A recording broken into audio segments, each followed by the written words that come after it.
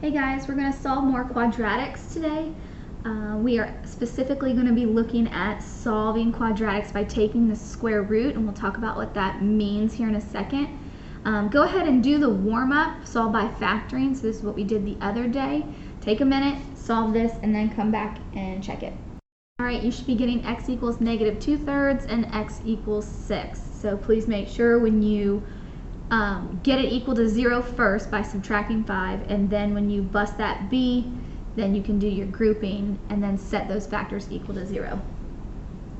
Okay, so let's move on and talk about the new solving method that we're going to do today, and we are going to solve by taking a square root. So my question to you is, what do you think it means if we are going to solve by taking the square root? Well, if we're going to take the square root, that means we are going to take a square root of both sides.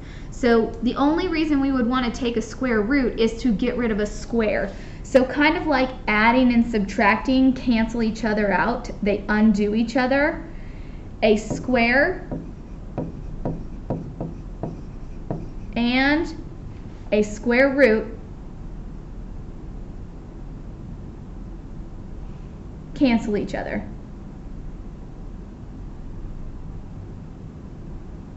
Okay, so that's really important to know. So as you work through these problems and you come across something and you need to get rid of a square on a variable, then you can use a square root to do that, and you're going to see what that looks like today. So the only time that we can use this is if we have an x squared but no x piece.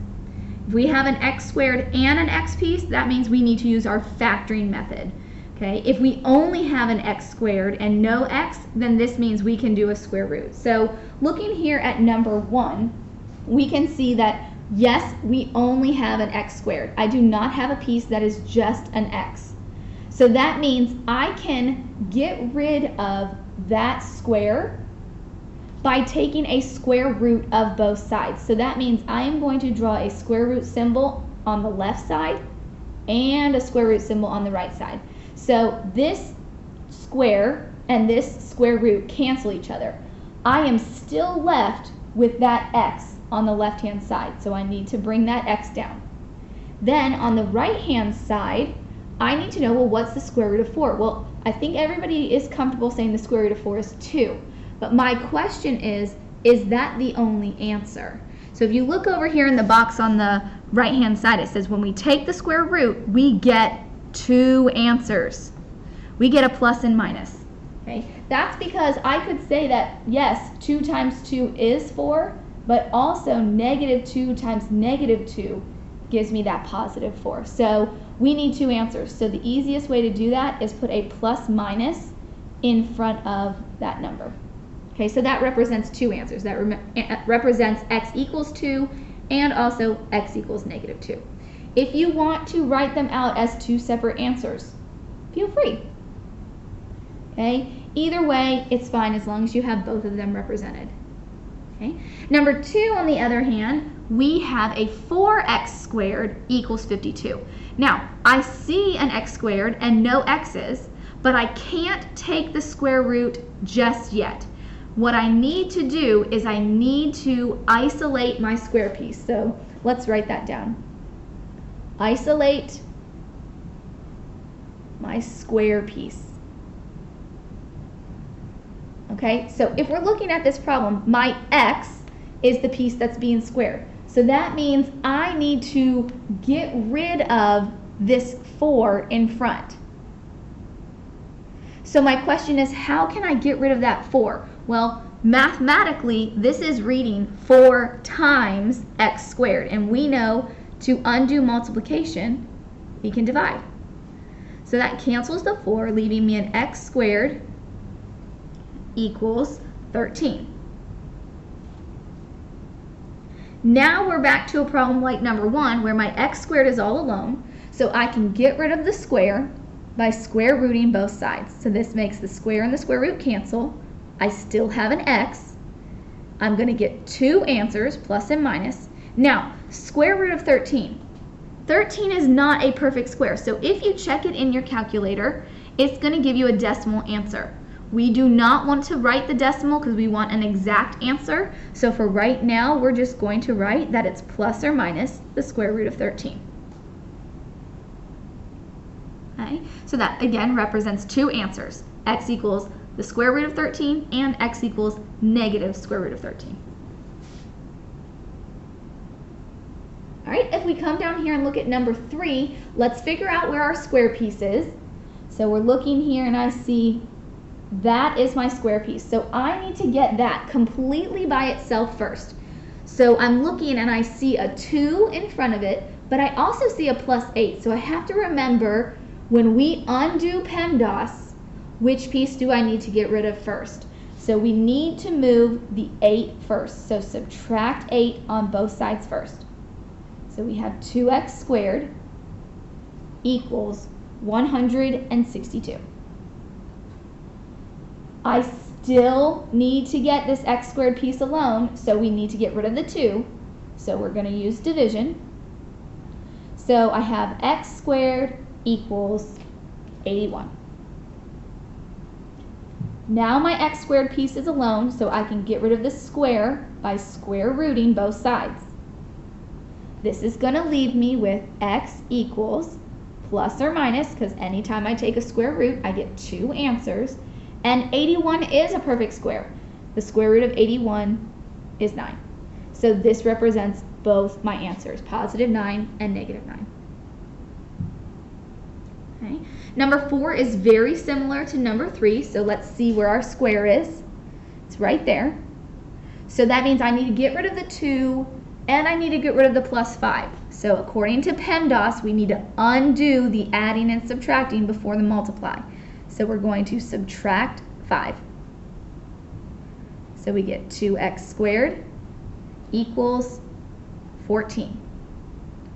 Now we can get rid of the 2 by dividing by 2. X squared equals 7. We're still not done because it says x squared and I want to solve, and that means get x alone. So now we can square root both sides.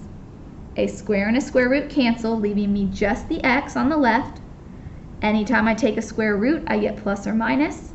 Square root of 7 is not a perfect square, so we are just going to leave that as a square root 7. Okay. Now we're going to move down. 5 and 6 are a little bit more tricky than the other ones that we did. We're going to go through those same process. Where is my piece being squared? So on number 5, it actually says x minus 3 squared equals 16. So x is not the only thing being squared. That whole piece, x minus 3, is being squared. So that is isolated. It's already by itself. So that means we can go ahead and take the square root of both sides. So my square and square root cancel. The only thing left on the left-hand side is the x minus 3. And I do not need the parentheses at this point. So I just write x minus 3. Now on the right-hand side, I know I'm going to have a plus or minus because I'm taking a square root. Well, 16 is a perfect square. It's the perfect square of 4. Okay. I need to still now finish getting the x by itself. We need to solve for x. So to finish solving for x, we can add 3 to both sides to get it alone. All right, so now what we're looking at is I have a plus or minus 4 and a plus 3. This right here is very special because there are really 2 things going on right here. I really have x equals 4 plus 3, and I have x equals negative 4 plus 3 because I have 2 different pieces. I have a plus 4 and a minus 4 from when we took a square root. So that means I just need to come over here and say, well, what's 4 plus 3? That gives me a 7. And what's negative 4 plus 3? That gives me a negative 1. So now I have both of my answers that I can actually write out. Okay.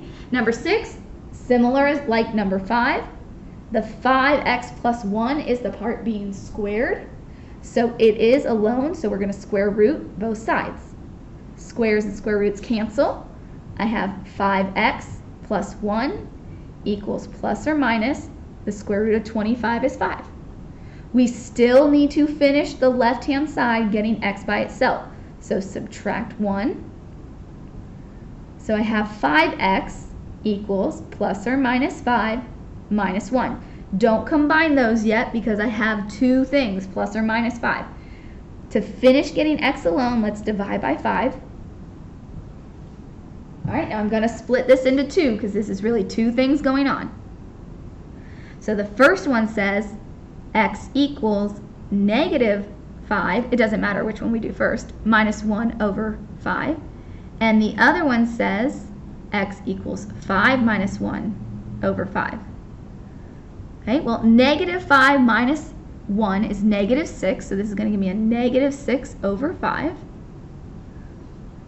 And then the other one says 5 minus 1, which is 4, so 4/5. Okay, so we walked through a few different examples. Now let's talk about how do we know which method to use. So which method would you use to solve each of the following equations? Would we factor or would we solve using square roots? Okay, so remember, we were factoring the other day. It was equal to 0, or we could make it equal to 0, and then we could use one of our factoring methods. We did square root today, which said we had a special rule. For square roots, we could only have an x squared piece. So let's look here at the first one. It says 5x squared plus 8x equals 0. So notice we have both an x squared and an x. So that means we cannot use a square root, but we can use factoring. Okay, and that's because we have both an x squared and an x piece. There is a typo on the next one, so please take this b here and actually change it to an x. Okay, so we see we have an x piece and an x squared piece on this one. So if I have an x and an x squared, the only method we can use right now is factoring.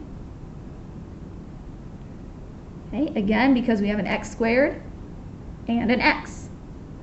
But the last one here, I see an x squared, but I do not have an x piece. So since we don't have an x piece, we can use this square root method. Okay, and because we have an x squared only, no x. All right, if you have questions as you're working through your homework or more practice, please talk to your teacher or sign up to come into Radar Times.